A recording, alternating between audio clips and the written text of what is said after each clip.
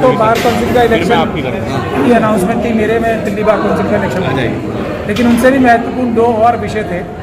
पहला ये कि हर एक डिस्ट्रिक्ट में देश की SC ST OBC और माइनॉरिटीज़ के लॉयर्स की एक टीम बनानी, जो ना सिर्फ वकीलों की लड़ाई लड़ेंगे बल्कि जो आम जनता है SC ST OBC और माइनॉरिटीज़ की, उसकी भी लड़ाई इंसाफ दिलाने की लड़ेंगे, ताकि उनके साथ जो जुल्म और ज़्यादती हो रही है उसको रोकने में एक बहुत अहम भूमिका या रोल निभा सके। तीसरी बात ये थी कि बार काउंसिल के इलेक्शंस अपने आप ही, जो बार काउंसिल के चेयरमैन हैं मनन कुमार मिश्रा जी, उन्होंने 2 साल के लिए पोस्टपोन कर दिए।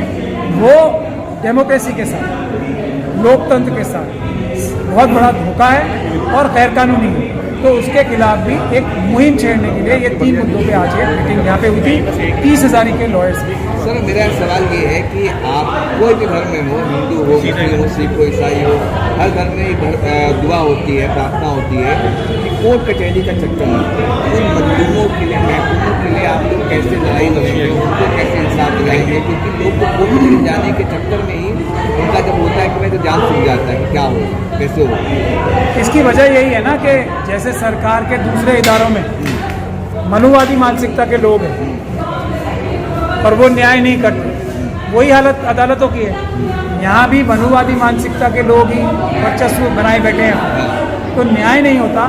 जिस तरह से पुलिस के पास, पुलिस हमारी हिफाजत के लिए होती है ना, तो एक आम नागरिक को पुलिस को देख के खुश हो जाना चाहिए ना, लेकिन एक डर का।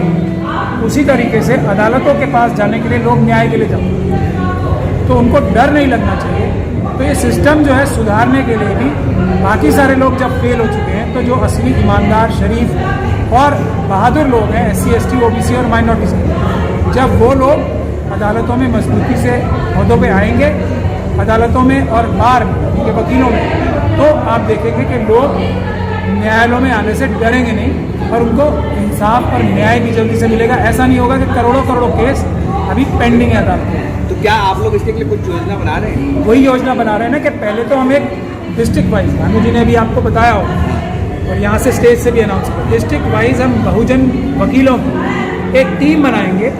वो टीम जो है ये लड़ाई लड़ेगी और वो टीम जब बन जाएगी तो हमारी लड़ाई सड़कों पे भी उतरने में लोगों को आसानी होगी, क्योंकि सबसे ज़्यादा प्रॉब्लम आज जो दुरुपयोग हो रहा है भ्रष्ट पुलिस अधिकारियों का हो रहा है, सरकारें जो कर रही हैं, तो उसके खिलाफ भी एक मजबूत रिएक्शन या सपोर्ट आम लोगों को देने के लिए ये टीम बनाई।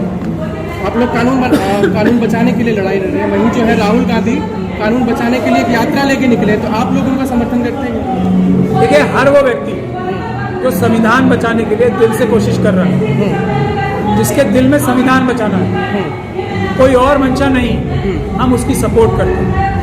आज देश के सामने सबसे बड़ी समस्या है, चाइना ने हमारे देश की 1000 किलोमीटर ज़मीन छीन ली, उसको वापस लेना इस देश की सबसे बड़ी ज़रूरत है, संविधान की सबसे बड़ी रक्षा है। क्योंकि अगर टेरिटोरियल इंटेग्रिटी नहीं रही देश की, तो बाकी सब चीज़ें तो बाद में आती हैं। दो ही चीज़ें सबसे महत्वपूर्ण है, भारत देश की ज़मीन और भारत देश के नागरिक, तो दोनों ही आज खतरे में हैं। लेकिन नागरिकों की जिम्मेदारी है पहले भारत देश की ज़मीन की रक्षा करने के लिए चाइना के खिलाफ एक बड़ा महाज खोलें। मैं ये समझता हूँ कि हम लोग इसकी शुरुआत करेंगे और पूरे देश के लोगों को इसमें साथ। मोदी जी तो कहते हैं कि ना कोई घुसा है ना कोई अंदर आया है, वो झूठ बोलते हैं। एक गाना भी आपने सुना होगा ना, एक बहुत फेमस हो रहा है, वो मोदी जी के लिए ये, वो झूठ बोलते हैं, वो झूठ बोलते हैं। तो ये इतना बड़ा झूठ वो बोलते हैं, जो लद्दाख के कॉरपोरेटर हैं इलेक्टेड, वो वहाँ धरना दिए बैठे हैं कि चाइना हमारी ज़मीन ले गया और हमारे नागरिक अपनी जहाँ पे जो गाय भेड़ बकरी चराने जाते थे वहाँ पे नहीं जा पा रहे हैं। तो मोदी जी तो कुछ भी बोल सकते हैं, झूठ बोलने की तो कोई लिमिट है ही नहीं। मैं बोल रहा हूँ कि मोदी जी इस बात पे झूठ बोल रहे हैं, करें डिफेमेशन मेरे खिलाफ। अगर सच्चे हैं और मैं झूठा हूँ तो डिफेमेशन केस करें मेरे खिलाफ। सर क्या लगता है, आपने फ्रंट का भी ऐलान किया कि हम ऑल इंडिया फ्रंट बनाएंगे, तो ऐसे में जब ऑलरेडी वहाँ पर जो लोग बैठे हैं वो पावरफुल है, तो ऐसे में ये लड़ाई कितनी आसान? हम फ्रंट नहीं बनाने की बात करें, हम वकीलों की टीमें बनाने की बात करें पूरे देश में, हर एक डिस्ट्रिक्ट में, हर एक तहसील में, हर एक गांव में, हर एक स्टेट और नेशनल लेवल पे। वो जो आप कराएंगे वो कितनी मददगार साबित होगी आपकी लड़ाई में, क्योंकि जो जितने भी ज़्यादातर पोस्ट है वहाँ पर मनुवादी बैठे हैं, जैसे आप कहते हैं ज़्यादातर पोस्ट होल्डर भी है, तो कितनी लड़ाई होगी? क्या वो इन्फ्लुएंस नहीं कर सकते जब आप लोग वहाँ लड़ेंगे? देखिए बिल्कुल कर सकते हैं, आपकी बात 100% ठीक है, लेकिन आज़ादी की लड़ाई में भी सबसे ज़्यादा रोल वकीलों का रहा था। आज भी एक संविधान बचाने की लड़ाई है तो उसमें भी रोल वकीलों का ही रहेगा, लेकिन आज की लड़ाई एक अलग तरह की लड़ाई है जहाँ पे संविधान को इम्प्लीमेंट करने की लड़ाई है, जो इम्प्लीमेंट नहीं हो रहा है। तो उसमें SC, ST, OBC और माइनॉरिटीज़ के लोगों की जिम्मेदारी सबसे बड़ी है कि संविधान को इम्प्लीमेंट करें, हर एक को न्याय दिलवाएं, हर एक देश के व्यक्ति। अभी आप SC एक्ट की बात कर रहे थे, कुछ दिनों पहले जंतर मंतर पर धरना हुआ था, सवाल समाज का कि SC एक्ट का दुरुपयोग हो रहा है, आतंकवादी से ज़्यादा खतरनाक ये कानून को हटाया जाए, उसका निर्माण तो करें। देखिए वो उनकी ओपिनियन है, वो उनको उनकी ओपिनियन मुबारक हो। देश में दो ही तो वाद है ना, एक अम्बेडकरवाद, एक मनुवाद। तो मनुवादियों को अपनी बात कहने का अधिकार है और हमें अपनी बात कहने का अधिकार है। हम अपनी बात कहेंगे कि संविधान से देश चलेगा। सुप्रीम कोर्ट तक ये कहती है कि अगर इस देश में न्याय व्यवस्था कायम करनी है तो सबसे पहले शेड्यूल ट्राइब को न्याय मिलना चाहिए। तो अब मनुवादी तो कुछ भी कह सकते हैं, उनका लेकिन मोदी जी भी तो OBC जाति से आते हैं। नहीं कहते तो है। अब उनकी किसी भी बात पे भरोसा करने में मुझे तो बहुत परेशानी होती है, शक की नज़र से ही देखा जाता है। वो तो बहुत कुछ बोलते हैं, उनके सगे भाई बोलते हैं कि मोदी जी और उनके किसी भी भाई बहन ने कभी चाय नहीं बेची, तो और वो बोलते हैं कि मैंने चाय बेची ट्रेनों में। तो ये उनकी डिग्री के बारे में भी तरह तरह के सवाल उठते हैं, वो तो पता नहीं क्या क्या बोलते हैं, सच नहीं बोलते। पहले जो है दलित को बनाया राष्ट्रपति और आप ट्राइब को बना रहे हैं, तो कहाँ वो गलत कर रहे हैं? तो हक दे रहे हैं, अधिकार दे रहे हैं। बाबा साहब ने हाँ, जो रिप्रेजेंटेटिव डेमोक्रेसी की बात कही थी, उसका मतलब ये था कि जिन लोगों की आवाज़ है, जिन लोगों का मत है, उस मत से चुने हुए जो लोग जाएंगे वो उनकी असली आवाज़ होंगे।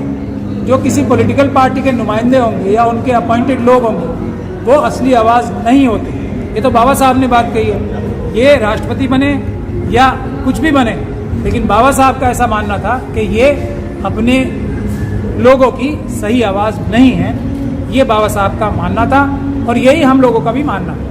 सर आप जैसे लोग जो अम्बेडकरवादी हैं उनको बड़ी धमकियां दी जा रही हैं आजकल, जो अम्बेडकरवाद की बात है, 50 लाख का इनाम भी रखा जा रहा है, 70 लाख का। चलिए कुछ दिया जा रहा है ना, कुछ ले तो नहीं रहे, उन्होंने तो हमारा सब कुछ छीन रखा है। अब चलिए धमकियां ही सही, कुछ तो दे रहे हैं, लेकिन उनकी धमकियों से कुछ होने वाला नहीं है। हम लोगों को वो मार सकते हैं, लेकिन एक को मारेंगे तो 100 लोग हमारी लाइन पे चढ़ने के लिए तैयार हैं। तो इनको नुकसान ही होगा हम लोगों को मारने के लिए। अगर मारेंगे तो उसका खमियाजा भुगतेंगे। और जो ये धमकियां देते हैं, इनका काम ही यही है ना।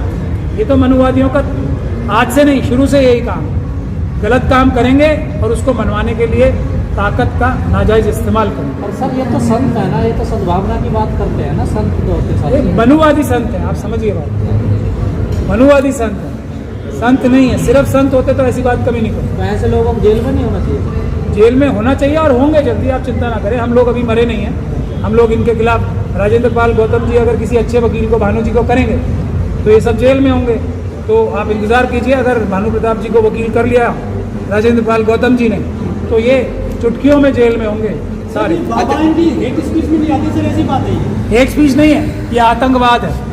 हेट स्पीच तो बहुत छोटी बात है, आतंकवाद है। मैंने आपको कह दिया ना, राजेंद्र पाल गौतम जी अगर भानु प्रताप जी को वकील कर लेंगे तो ये जेल में मिलेंगे आपको चुटकी बजाते सब। अच्छा ये अब इतना बड़ा फॉर्मूला दे दिया मैंने। परवेज वर्मा मुसलमानों के बहिष्कार की बात करते हैं, नरसिम्हानंद और जो है जंतर मंतर पे नारे लगते मुसलमान काटे जाएंगे, राम नाम चिल्लाएंगे।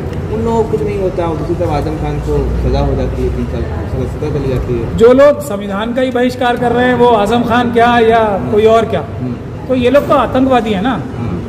ये आतंकवादी लोग हैं। और जब इनके खिलाफ आतंकवादी बिल्कुल, क्या मना है देश की संसद में फिर आप आतंकवादी? लोग क्या कर रहे हैं फिर? अभी देखिए साध्वी प्रज्ञान सिंह ठाकुर के ऊपर तो वो केस, तो उसमें मैं भी, मेरा भी वो था, वकील था मैं। वो तो उनके ऊपर तो केस चल रहा है आतंकवाद का। वो संसद में नहीं बैठी है क्या?